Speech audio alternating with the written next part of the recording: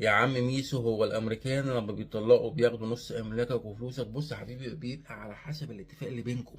يعني انت وهي قبل الجواز بتيجوا بتتفقوا مع بعض وبتروح عند واحد محامي بيعمل لكم عقد فيه كل الشروط. جيتوا بقى اتطلقتوا، بيبقى اللي مكتوب في العقد هو اللي هيطبق بقى، سواء بقى نص بالنص بقى، انت حاجتك زي ما هي حاجتها زي ما هي.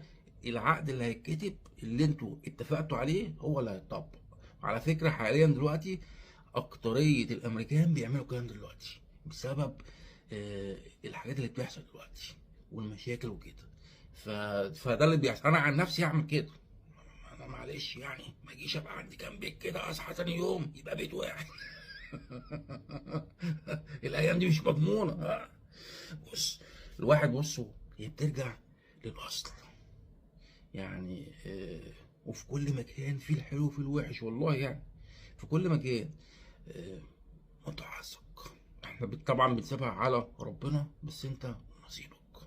يلا، ربنا يهدي الجميع ويكرم الجميع ويوفق الجميع. ماشي يا عروستي، هتمشي.